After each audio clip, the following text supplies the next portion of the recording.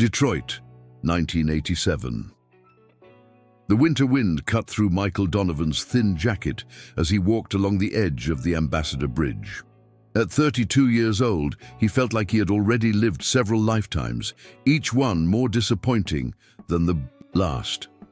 The city lights reflected off the Detroit River below, the water black and uninviting in the February cold.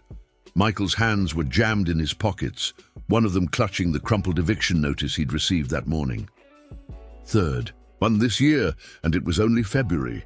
He paused midway across the bridge, looking down at the dark waters. The auto plant where he'd worked for 11 years had closed 6 months earlier, another casualty of the economic downturn that had ravaged the once proud Motor City.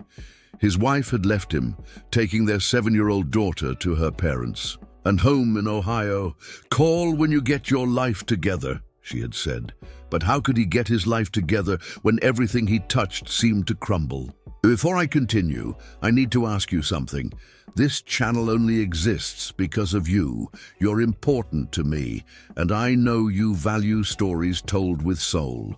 If you feel something genuine just from this beginning, subscribe now. Seriously. It costs you nothing, but means everything to me, who creates each story with love. Michael had tried. God knows he had tried. Job applications at every factory within 50 miles. Night courses in computer programming that he couldn't keep up with, even a failed attempt at selling insurance. Each rejection, each failure, had chipped away at his self-worth until there seemed to be nothing left. The depression that had lurked at the edges of his consciousness since childhood had finally engulfed him completely. The traffic on the bridge was light at this hour. A few cars passed, their headlights briefly illuminating his face before plunging him back into shadow. No one noticed the solitary figure at the railing. No one would miss him, he thought. His daughter would be better off without a failure for a father. His ex-wife would finally be free of the burden he had become. His parents, both gone now, wouldn't have to witness what had become of their son. He climbed onto the bottom rail, his knuckles white as he gripped the cold metal above it. One more step and it would all be over. The constant struggle, the shame, the feeling of worthlessness that followed him like a shadow. Just one step into oblivion. "I wouldn't do that if I were you, brother." The voice came from behind him, deep and slightly slurred, but carrying an undeniable authority. Michael froze, not turning around, embarrassed to be caught in what should have been his final private moment. "Whatever you're thinking," the voice continued, "it ain't worth it. Not today, not any day." Something in the cadence of the speech, in the distinctive rhythm of the words, struck Michael as familiar. Reluctantly, he turned his head. Standing 10 feet away was a large man in an expensive-looking overcoat, his hands raised slightly as if approaching a frightened animal. The streetlight above caught his face, and Michael felt a jolt of recognition.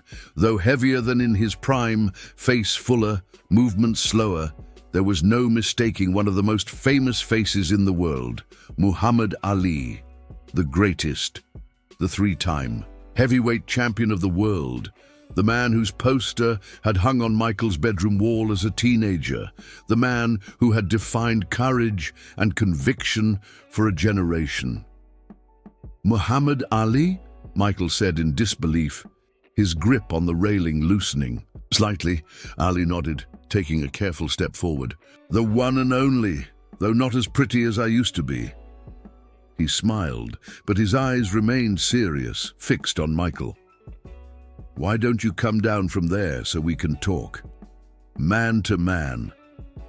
Michael hesitated. Part of him wanted to turn away, to finish what he had come to do. But there was something in Ali's eyes, a mixture of compassion and strength that held him in place. "What's there to talk about?" Michael asked, his voice barely audible above the wind. "You don't know me. You don't know what I've been through." "You're right," Ali agreed, taking another step closer. "I don't know your story, but I know something about fighting when everything seems lost, about getting knocked down and having to decide whether to stay down or get back up." The simplicity of the words, coming from a man who had faced his own battles both in and out of the ring, pierced through Michael's despair. Slowly, his limbs stiff from the cold and from fear, he climbed back over the railing onto the pedestrian walkway of the bridge. Ali exhaled visibly, relief crossing his features. That's it. That's the first step right there, the hardest one. As they stood facing each other on the deserted bridge, Michael realized that this encounter, improbable as it seemed, might be the turning point he had never expected. Or perhaps just a brief delay before the inevitable. Either way, he had just gained a few more minutes of life. Minutes in the presence of greatness that had found him at his lowest moment. What neither man knew was that this chance meeting on a cold Detroit night would change both their lives in ways they couldn't imagine, and that the real fight for Michael's soul and future was just beginning. If this story has already made you feel something, however small it may be, don't leave without giving back. Comment and subscribe now. My car's just over. There, Ali said, gesturing toward a black Lincoln Town car idling at the end of the bridge. Let's get out of this cold. Michael hesitated. This felt surreal. Muhammad Ali, of all people, appearing out of nowhere, talking him off the ledge, now inviting him into his car. Part of him wondered if he had already jumped, if this was some strange hallucination his dying brain had conjured. Up, I know what you're thinking, Ali said, the slight slur in his speech becoming more noticeable as he spoke more. You're thinking this can't be real, that the greatest wouldn't be on this bridge at this exact moment. But here I am. His words seemed to read Michael's thoughts. Numbly, Michael nodded and began walking alongside the former champion. Ali moved more slowly than Michael remembered from the old fight videos, his gait slightly stiff, his movements measured. The early signs of Parkinson's disease were visible, though the diagnosis had only been made public a few years earlier. As they approached the car, the driver's window rolled down. "Everything all right, Mr. Ali?" asked a concerned voice. "Everything's fine, Howard. This is my friend." Ali paused, looking at Michael questioningly. Michael Donovan, he supplied, still feeling disconnected from reality. "My friend Michael," Ali continued. "We're going to take him for some coffee." The back door opened, and Ali gestured for Michael to get in first. The warmth of the car's interior hit him like a wave, making him realize how cold he had been. Ali slid in beside him, the leather seat dipping under his weight. "Howard, find us a diner that's still open, somewhere quiet." As the car pulled away from the bridge, Michael stared out the window, watching his intended final destination recede into the distance. He felt hollow, embarrassed, and profoundly confused. "You want to tell me what brought you to that bridge?" "Tonight?" Ali asked after a few moments of silence. Michael shook his head. "It's nothing special. Lost my job, lost my family, got nothing left." The words came out flat, emotionless. Ali studied him. "You got a daughter, don't you?" Michael turned, surprised. "How did you know that?" Ali pointed to Michael's jacket pocket, where a small school photograph was partially visible. Michael had forgotten it was there, Lily's second-grade picture that he carried everywhere. "She's beautiful," Ali said. "How old?" 7. Despite himself, a hint of pride crept into Michael's voice. 7, Ali repeated. "Full of life, I bet. Learning new things every day. Needs her daddy." Michael looked away, the shame washing over him again. "She's better off without me. Everyone is." Ali was quiet for a moment. Then, "Let me tell you something, Michael. In 1964, before I fought Sonny Liston for the first time, nobody thought I could win. The press called me a loudmouth, a fool. Liston was supposed to kill me in the ring. The odds were 7-1 against me." Michael knew the story, of course. Everyone did. The night Cassius Clay shocked the world and became heavyweight champion. "But the worst part wasn't what other people thought," Ali continued. "It was the doubt in my own mind. The fear that maybe they were right, that I wasn't good enough, strong enough, ready enough. The car turned into a nearly empty parking lot beside an all-night diner, its neon sign flickering in the darkness. Howard came around to open the door, but Ali waved him off. "I'll tell you what I did with that fear," Ali said, his hand on the door handle. "I used it, turned it into fuel. You think you've hit bottom, that there's nothing left. But as long as you're breathing, there's always another round, always a chance to fight back." In the harsh fluorescent lights of the diner, seated in a booth far from the few other late-night customers, Michael got his first good look at Ali. The handsome face was heavier now, the legendary reflexes slowed by disease. But the eyes, those eyes still blazed with the same intensity that had captivated the world for decades. Over coffee for Michael and hot water with lemon for Ali, the boxing legend did something unexpected. He listened. He asked questions about Michael's life, his work at the auto plant, his daughter. Simple questions, but asked with genuine interest. And Michael, to his own surprise, found himself talking. Words that had been bottled up for months came pouring out. His fears, his failures, his shame. "I was somebody once," Michael said, staring into his coffee. "Had respect, you know, could provide for my family. Now I can't even buy my kid a birthday present." Ali nodded, understanding in his eyes. "You're still somebody. Just lost your way. For a bit." "How do you do it?" Michael asked suddenly. "Keep going, I mean, with your condition. After everything you had." Ali's face grew thoughtful. "You know what's harder than getting knocked down? Getting up when your body doesn't want to, when your mind tells you to stay down." He tapped his temple. "The real fight is always in here, and that's a fight you can win, no matter how beat up you are on the outside." As the night progressed into early morning, something subtle shifted in Michael. The despair that had driven him to the bridge didn't vanish, but it loosened its grip slightly. In its place was something he hadn't felt in a long time. A tiny spark of possibility. Before they left the diner, Ali did something else unexpected. He took out a pen and wrote a phone number on a napkin. "This is my hotel. I'm in town for 3 more days. Tomorrow morning, 9 o'clock, I want you to call this number. Ask for me." Michael stared at the napkin. "Why are you doing this? You don't even know me." Ali smiled, a glimpse of the old mischievous grin that had charmed the world. "Maybe God put me on that bridge tonight for a reason. Maybe helping you is what I needed too." He stood up, leaving money for the bill. 9 o'clock, Michael. Don't be late. I never liked waiting around for sparring partners." As Howard drove Michael to his small apartment, the ex-auto worker clutched the napkin like a lifeline. He didn't know if he would make that call in the morning. Didn't know if one night of unexpected kindness could really change anything.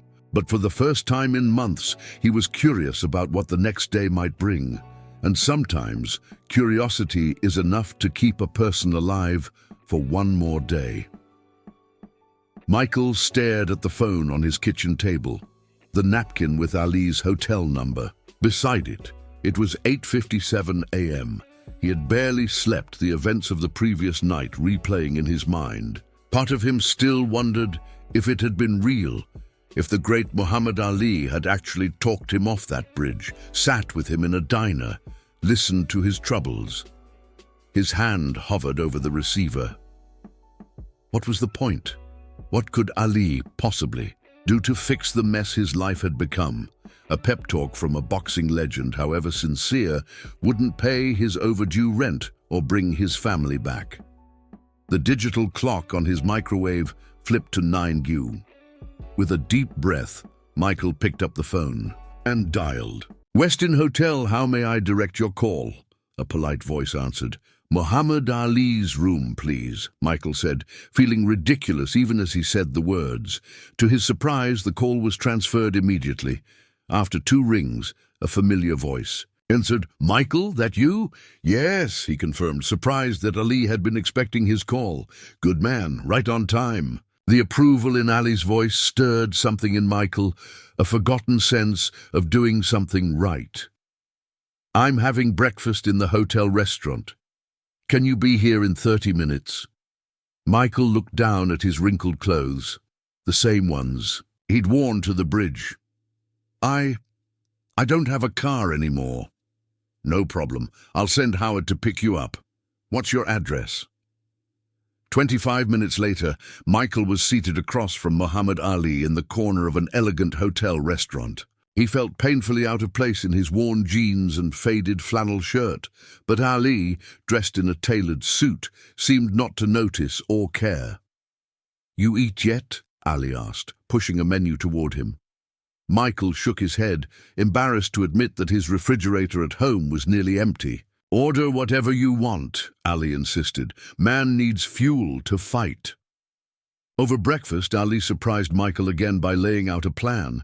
Not vague encouragement or motivational slogans, but a concrete plan. "I made some calls this morning," Ali explained, his speech slightly more labored than it had been the night before. Mornings seemed to be harder for him. "Got a friend who owns a gym here in Detroit. Not a fancy place, but honest. He needs someone to help manage it. Clean up, handle the books, work with the kids who come in after school." Michael put down his fork. "You're offering me a job?" Ali shook his head. "Not offering. Giving you an opportunity. Whether you make something of it, that's on you." "I don't know anything about boxing," Michael admitted. "You know about struggling, about getting knocked down. That's more important than knowing how to throw a hook." Ali pushed a piece of paper across the table, an address and a name.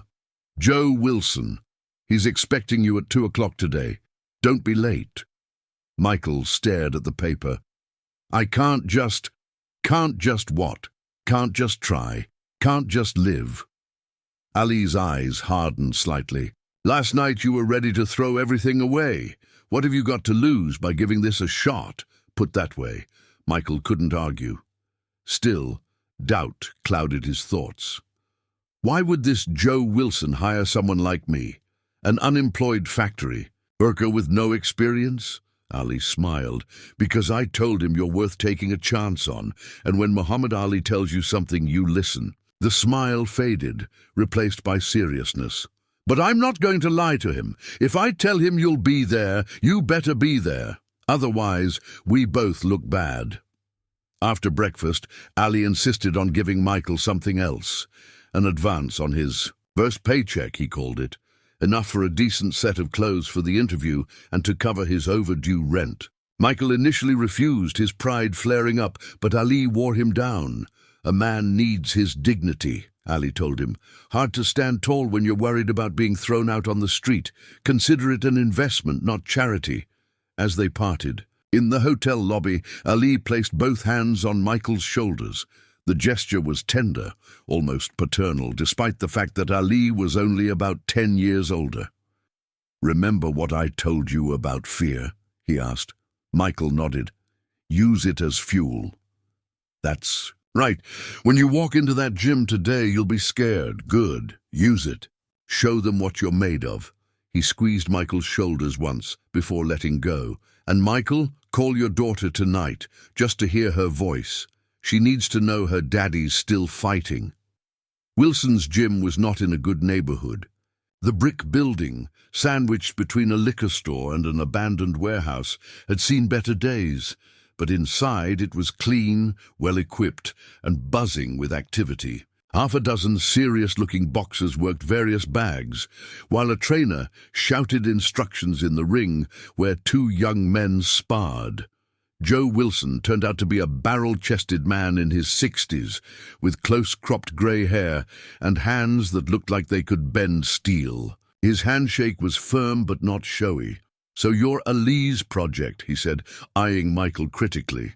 "I guess I am," Michael replied, trying to stand straight despite his nervousness. Wilson grunted. "He says you need a chance. Says you've got heart. That true?" Michael hesitated, then decided on honesty.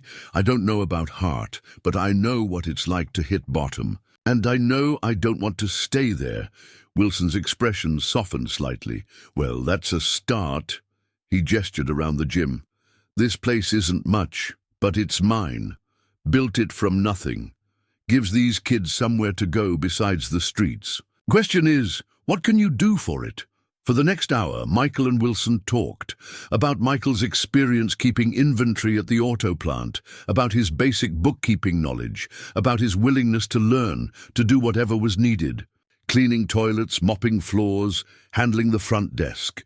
By the end of the conversation, Michael had a job. The pay was modest, the hours long, but it was something, a foothold, a chance. As he walked out of the gym into the winter sunlight, Michael felt something stir within him, not happiness exactly, but purpose.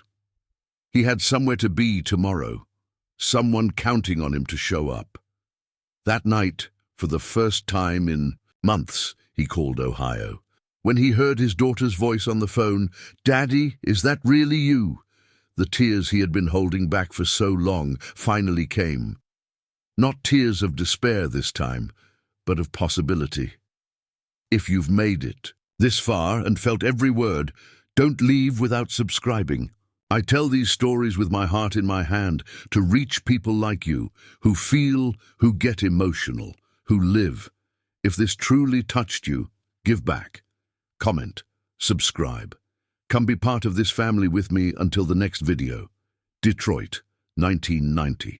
The summer heat poured through the open windows of Wilson's gym, where 24 kids aged 8 to 18 were gathered around the ring. Inside the ropes, Michael Donovan was demonstrating proper hand-wrapping technique to a skinny 13-year-old, whose oversized gloves made his wrists look even more fragile.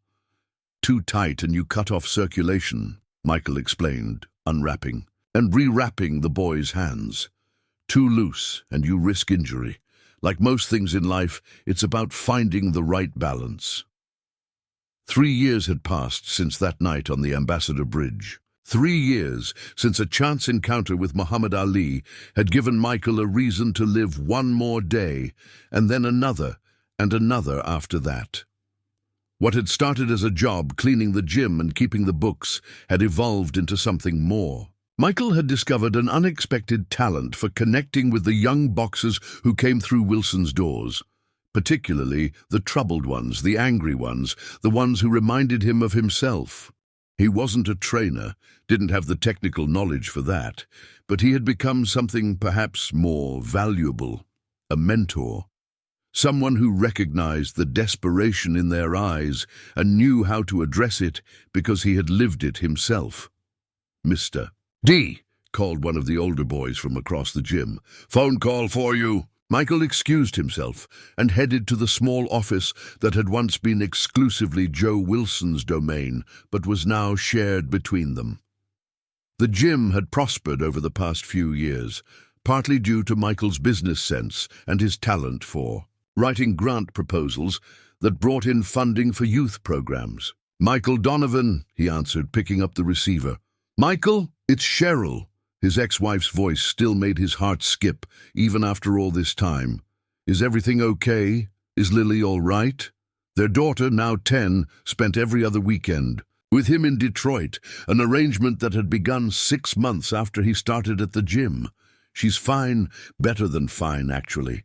She won the science fair at school, the whole state competition. I thought you'd want to know." Pride swelled in Michael's chest.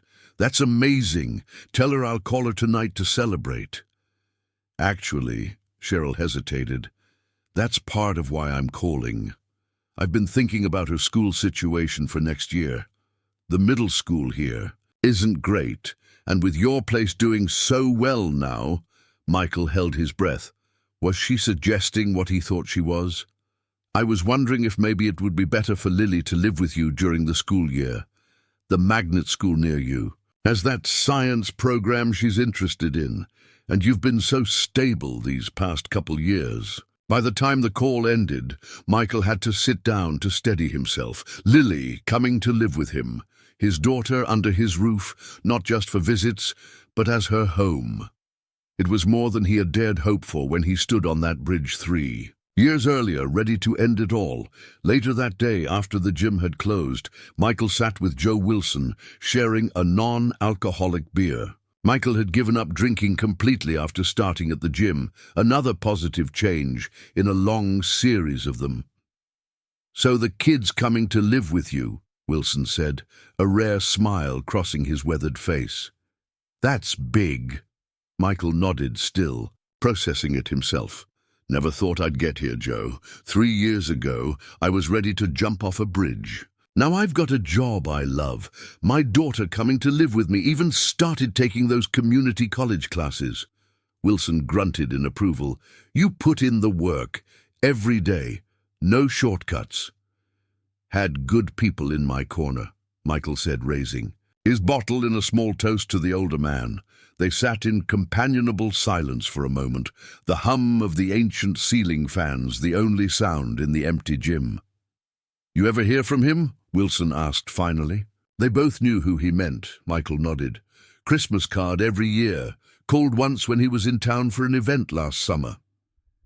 He paused, remembering the conversation.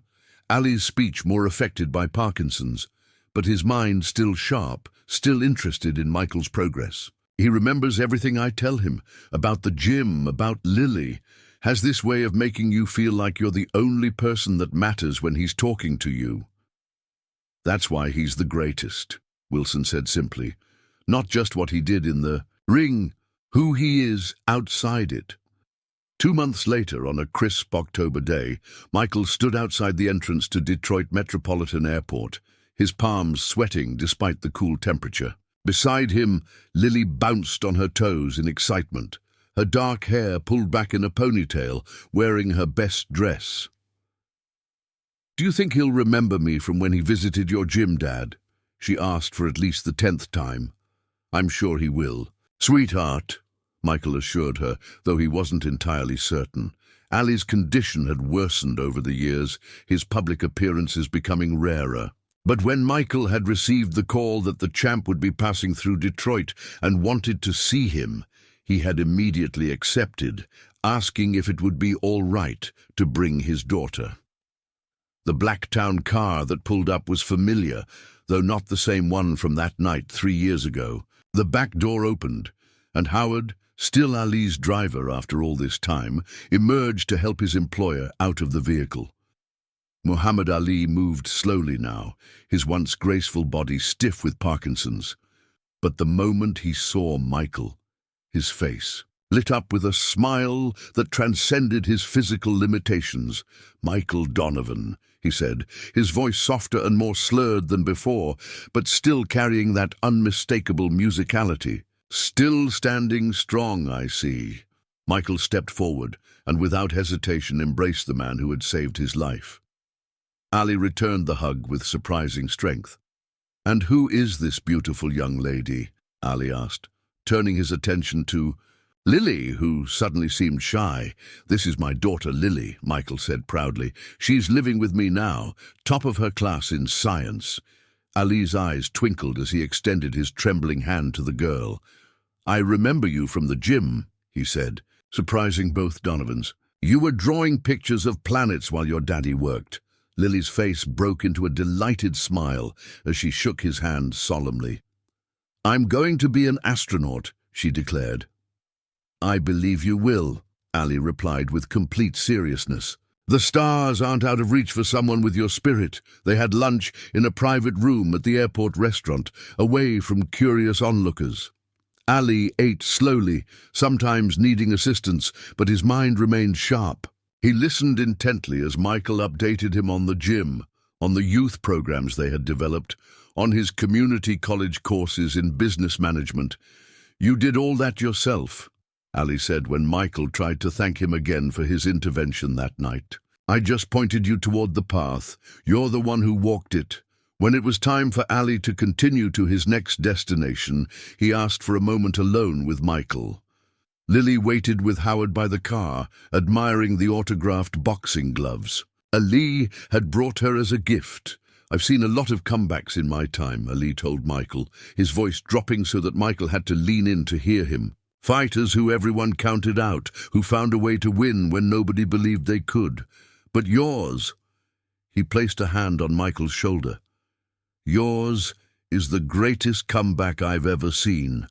From that bridge to here, from giving up to building. A life that matters. Michael felt tears threatening. I wouldn't be here without you, Ali shook his head. You were already a fighter, just needed someone to remind you that the bell hadn't rung yet, that there were still rounds to be fought. And look at you now, not just surviving but winning. As they watched Ali's car drive away, Lily slipped her hand into her father's. He's really nice, she said, even nicer than you said. Michael squeezed her hand, thinking about how close he had come to never experiencing this moment, to never seeing his daughter grow up, never holding her hand, never knowing the joy of being her father. There's something you should know about Muhammad Ali, he told her as they walked to their own car. He didn't just visit our gym, like I told you before. He saved my life, literally. And there, in the parking lot of Detroit Metropolitan Airport, Michael told his daughter the full story of that night on the bridge, about how low he had sunk, about the chance appearance of a boxing legend who refused to let him give up, about the long road back from the edge. Lily listened with wide eyes, occasionally squeezing his hand tighter as the story unfolded. When he finished, she was quiet for a long moment. I'm glad he found you, Daddy, she finally said, her voice small but certain. I'm glad you stayed. Michael knelt down to look his daughter in the eyes. Me too, sweetheart, every single day. That night, after Lily had gone to bed, Michael stood at the window of their apartment looking out at the Detroit skyline. Somewhere out there was the Ambassador Bridge, the place where he had nearly ended his story. Instead, it had become just one chapter in a life that was still unfolding, still revealing its purpose. He thought about all the kids at Wilson's gym, many of whom came from circumstances far more difficult than his had been. Thought about how many of them might be approaching their own bridges, literally or figuratively, and how, maybe, just maybe, he was in a position to do for them what Ali had done for him, to remind them that no matter how many knockdowns they'd suffered, the fight wasn't over until they decided it was over. In boxing, as Ali had taught the world, it's not about never falling.